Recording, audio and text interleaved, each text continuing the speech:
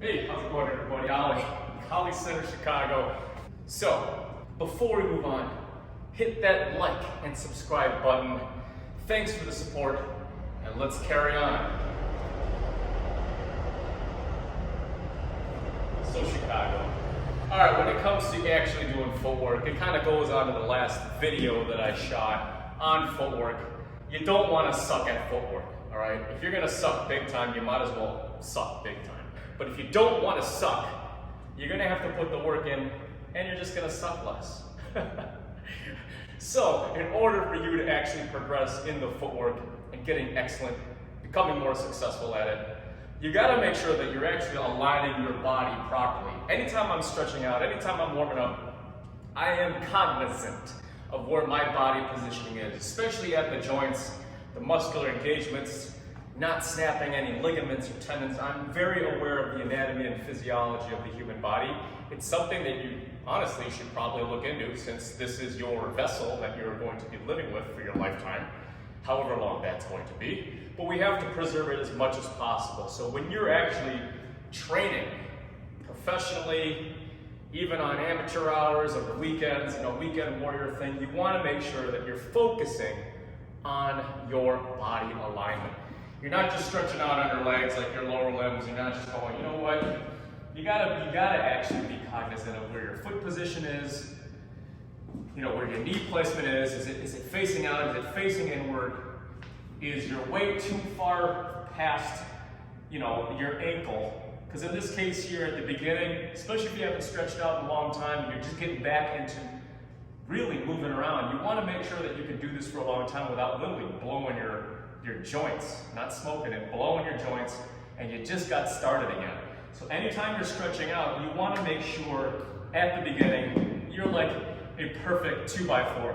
You're a stud, man, but you're level. In this case here, if you put a level here, you don't want to go past 90 at the first, at the beginning. Later on, when you start to figure out how to control that momentum, yeah, you can utilize that momentum properly while still protecting yourself at the joints.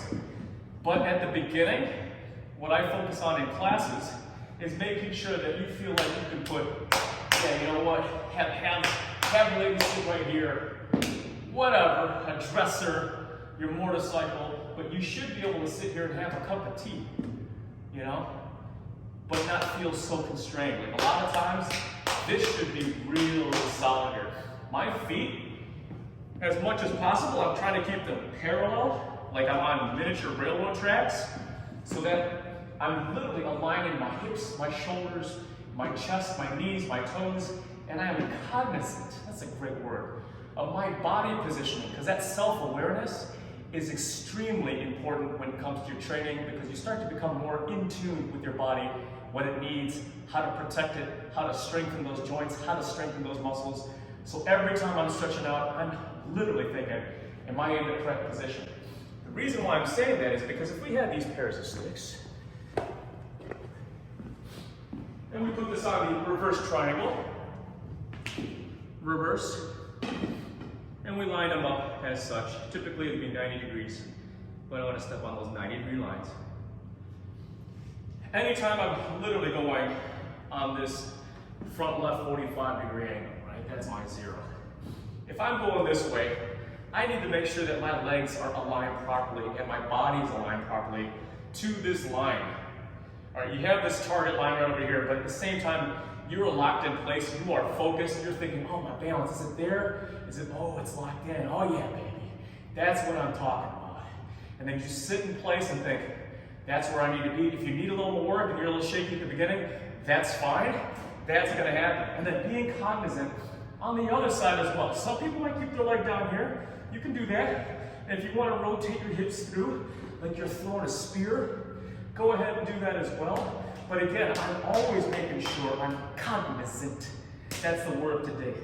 Cognizant of where my positioning of my body is in relation to where I'm measuring everything else on the ground. In this case here, I have something as simple as the reverse triangle.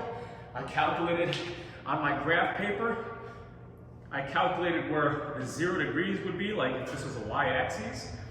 And then I simply line everything up to my body, and then I lunge, stretch, into this position here. I'm nice and balanced.